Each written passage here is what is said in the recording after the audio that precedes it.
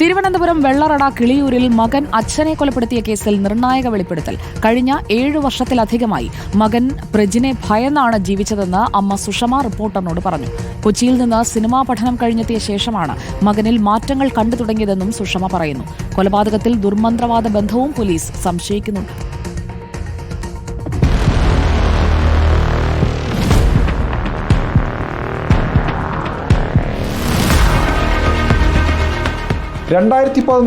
Prajin medical പഠനത്തിനായി ചൈനയിലെ Wuhan സിറ്റിയിലെത്തുന്നത്. കൊച്ചിയിലെ ഒരു ഏജൻസി വഴിയാണ് ചൈനയിൽ പോയത്.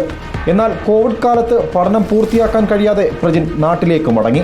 അവസാന വർഷ പരീക്ഷയ്ക്ക് അടയ്ക്കാനിരുന്ന ഫീസ് ഏജൻസി വഴി അടച്ചെങ്കിലും അത് കോളേജിന് ലഭിച്ചില്ലെന്ന കാരണത്താൽ പ്രജിന് പരീക്ഷ എഴുതാനും കഴിഞ്ഞില്ല.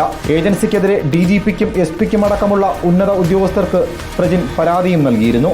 മോളുടെ കുറേ ആഭരണങ്ങളെല്ലാം പണയം വെച്ചൊക്കെയാണ് അപ്പോൾ ആ ഫീസ് ഒരുമിച്ചുകൊണ്ട് അവിടെ അടച്ചത്. പക്ഷെ ആ ഡോക്ടർ ഞങ്ങൾക്ക് ഈ ഫീസ് വാങ്ങിയതായിട്ടൊരു എവിഡൻസ് ഒന്നും മടക്കി തന്നിട്ടില്ല. എന്നിട്ട് പല ആവർത്തി ഡോക്ടറുടെ ഈ സർട്ടിഫിക്കറ്റ് ചോദിച്ചിട്ടുണ്ട്. എന്നിട്ട് എൻ്റെ മോനാണെങ്കിൽ അവിടെ ചെന്ന് ഒരു ദിവസം അവിടെ പായ എന്തോ വിരിച്ച് കിടന്ന്, എന്നിട്ട് പോലീസിൽ എന്തോ ഒരു പരാതിയും കൊടുത്ത്, എന്നിട്ടും അതിനൊരു നടപടിയോ മറ്റേ അതൊന്നും ഉണ്ടായിട്ടില്ല ഇതുവരെ. വീണ്ടും ഒരു പ്രാവശ്യം ചെന്ന് അന്വേഷിച്ചപ്പോഴേ ആ ഓഫീസ് ഇപ്പോഴും അവിടെ ഇല്ല. അതിൽ ഇവന് ഭയങ്കര നിരാശയുണ്ട്.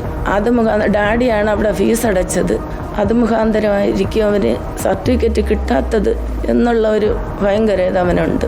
മെഡിക്കൽ പഠനം പൂർത്തിയാക്കാൻ കഴിയാതെ വന്നതോടെ സിനിമയിൽ അഭിനയിക്കണമെന്നായി മോഹം. ഒടുവിൽ കൊച്ചിയിലെ നിയോ ഫിലിം ആൻഡ് ബ്രോഡ്കാസ്റ്റിംഗ് സ്കൂളിൽ അഭിനയം പഠിക്കാനായി പോയി. കൊച്ചിയിൽ നിന്നും മടങ്ങിയെത്തിയ പ്രജിന്റെ സ്വഭാവത്തിൽ കാര്യമായ മാറ്റങ്ങൾ സംഭവിച്ചുവെന്നാണ് അമ്മ റിപ്പോർട്ടിനോട് പറഞ്ഞത്.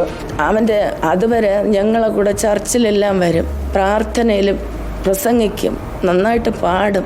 ഈ മോൻ ചർച്ചിൽ വരില്ല, വിളിക്കുമ്പോഴൊന്നും പിന്നെ ഞാനിനി അങ്ങോട്ടില്ല എന്ന് പറയും. എപ്പോഴും ഈ ഓം എന്നൊക്കെ ഉള്ള അശരീരിയായിട്ടുള്ള എന്തോ ഒരു വൈബ്രേഷൻ പോലെ ഈ ഹിന്ദുവിൻ്റെ ഇതായിട്ട് ആ ഒരു പാട്ടിടും. കഴിഞ്ഞ 7 വർഷമായി മകന്റെ അടിമയായി കഴിയേണ്ടി വന്ന അച്ഛനും അമ്മയുമാണ് ജോസും സുഷമയും. രാത്രികാലങ്ങളിൽ ഇരുവരെയും വീടിന് പുറത്താക്കി വീട് പൂട്ടുക, അച്ഛനെ മർദ്ദിക്കുകയും കഴുത്തിന് പിടിച്ച് ചുവരോട് ഉയർത്തി നിർത്തുക, ഇത്തരത്തിൽ ശാരീരികമായും മാനസികമായും പ്രജിൻ അവരെ നിരന്തരം ഉപദ്രവിച്ചു. ഒടുവിൽ ഫെബ്രുവരി 5-ാം തീയതി ബുധനാഴ്ച രാത്രി 9:45 ഹാളിലെ സോഫയിൽ ഉറങ്ങിക്കിടന്ന ജോസിന്റെ കഴുത്തിൽ മകൻ വെട്ടുന്ന കാഴ്ചയാണ് അമ്മ സുഷമ കാണുന്നത്. ഭർത്താവിനെ രക്ഷിക്കാൻ കഴിയാതെ ബോധരഹിതയായി സുഷമ നിലത്ത് വീണു. പ്രാണരക്ഷാർത്ഥം അടുക്കള വഴി പുറത്തേക്ക് ഓടി രക്ഷപ്പെടാൻ ജോസ് ശ്രമിച്ചെങ്കിലും കഴിഞ്ഞില്ല. 24 വെട്ടുകളാണ് സ്വന്തം മകനിൽ നിന്നും ജോസിന്റെ ശരീരത്തിൽ ആഴത്തിൽ ആഴ്ന്നിറങ്ങിയത്.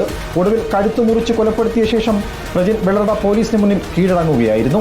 നിലവിൽ നെയ്യാറ്റിൻകര സ്പെഷ്യൽ സബ് ജയിലിൽ റിമാൻഡിൽ കഴിയുകയാണ് പ്രതി. റിപ്പോർട്ടർ, തിരുവനന്തപുരം.